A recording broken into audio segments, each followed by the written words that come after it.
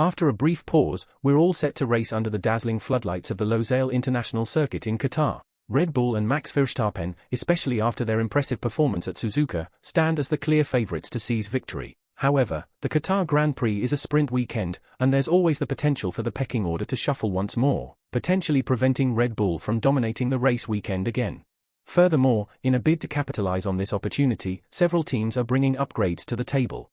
In today's video, we'll delve into what we can anticipate in terms of upgrades, with a special focus on McLaren, Aston Martin, Ferrari, and Mercedes. Let's kick off this discussion with McLaren. The Japanese Grand Prix marked McLaren's best weekend of the season, culminating in a double podium finish. The MCL60 demonstrated its prowess as the second fastest car behind Red Bull, which positions McLaren quite favourably for the challenges of the Lusail circuit. McLaren's strength around the high-speed corners of Suzuka's first sector bodes well for them, as the Lusail International Circuit features corner profiles spanning medium to high speeds, perfect terrain for McLaren's upgraded car. Even though there is a low-speed corner at Lusail, McLaren seems to have that covered, drawing from Lando Norris's performance in Singapore. Thus, Qatar presents another opportunity for McLaren to compete effectively, potentially even challenging one of the Red Bulls. While some upgrades are in the pipeline for the MCL60 this season, there aren't any major changes on the horizon, at least as far as current information suggests. As it stands, McLaren intends to equip the car with high downforce wings both at the front and rear,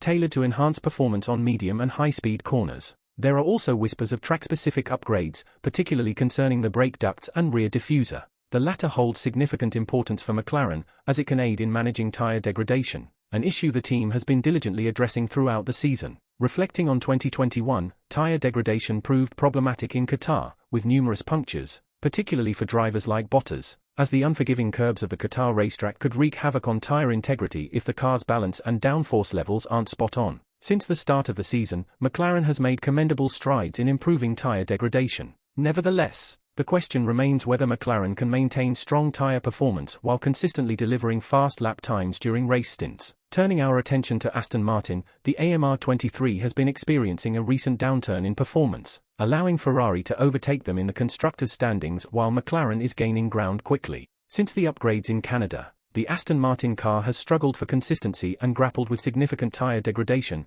as was evident at Suzuka. Managing high tyre degradation will be a daunting challenge for Aston Martin in Qatar, especially considering the treacherous curbs that demand precise car performance to avoid mishaps. However, what poses an even greater challenge for Aston Martin is its performance in terms of cornering speeds. Throughout this season, the AMR23 hasn't demonstrated significant strength in medium and high-speed corners. While some may point to the Saudi Arabian Grand Prix as an exception, it's crucial to note that Aston Martin excelled mainly in Sector 1, whereas Sectors 2 and 3, where the majority of high-speed corners are located at Jeddah, proved more challenging. When cars struggle to navigate medium and high-speed corners, it implies that when they're hurtling at speeds of around 200 miles per hour, the center of aerodynamic pressure fails to stay adequately rearward on the car. Essentially, this indicates a deficiency in rear downforce at high speeds, which isn't a promising sign for Aston Martin. Nevertheless, the team is actively addressing this issue with the introduction of new components, and an overall focus on enhancing the AMR23's efficiency. Aston Martin has plans to unveil major updates at the Circuit of the Americas, and these will be accompanied by additional upgrades in Qatar. Leaked information hints at the introduction of new floor edge components, adjustments to the floor fence design, and revisions to the rear floor edge design. These changes aim to enhance airflow towards the rear tires, thereby improving the tire degradation performance of the AMR23. The team will also be conducting tests to assess the effectiveness of these new parts. Shifting our focus to the third team in today's discussion, Ferrari.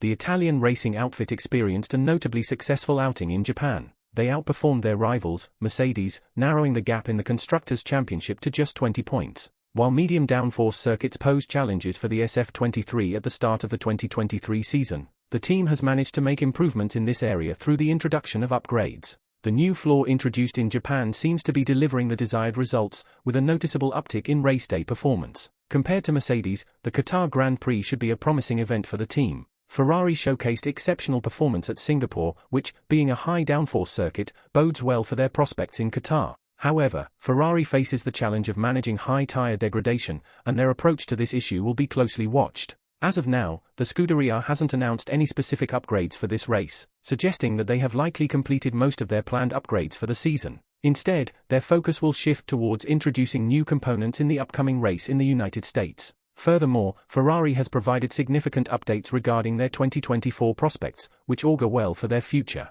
The chassis for the next season has been designed, with the final design receiving approval at Maranello. The team has already dedicated substantial effort to refining the 2024 car's aerodynamics. As we stand in early October 2023, Ferrari has ample time until at least February 2024 to work on their next year's car, providing them with extensive opportunities to study the Red Bull aerodynamic philosophy and incorporate it into their 2024 vehicle. As we already know, Ferrari is embarking on a new direction, with team personnel discussing their plans for a completely redesigned car in 2024. It appears they are placing a significant emphasis on the downwashing concept, coupled with the undercut present in the top bodywork. Moving on to Mercedes, the Japanese Grand Prix marked one of the toughest weekends for the Silver Arrows in 2023.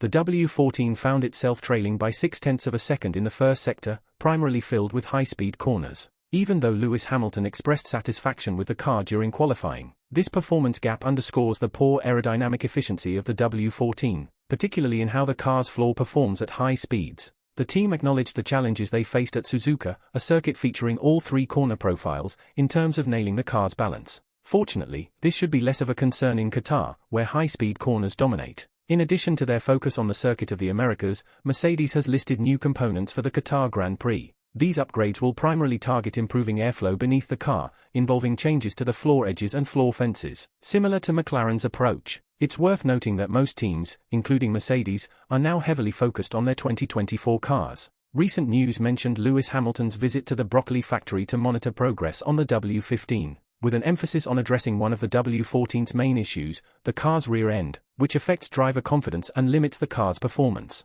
Rumors suggest a diffuser upgrade may make its way to the upcoming Grand Prix, potentially enhancing the rear end. Furthermore, Mercedes is locked in a fierce battle with Ferrari to secure second place in the Constructors' Championship. This battle keeps their attention firmly on the 2023 season. As the prize money for securing second place holds significant importance for the team, a morale boost they could surely use. Regarding the upcoming W14 floor upgrade, it's worth noting that the Mercedes floor in Singapore appeared identical to what the team introduced in Monaco. Thus, expectations are high for a substantial upgrade to the W14's floor in the upcoming races, as the team works diligently to build a formidable car for the 2024 season. With the race weekend in Qatar approaching rapidly and another sprint weekend on the horizon, what are your expectations for the Qatar Grand Prix? Which team, with the potential upgrades in mind, do you believe will be the closest competitor to the Red Bulls at the Lusail International Circuit?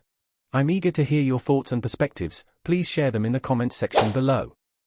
Also, remember to subscribe to the channel for notifications on our future uploads, ensuring you stay informed about the developments in the 2023 Formula One season.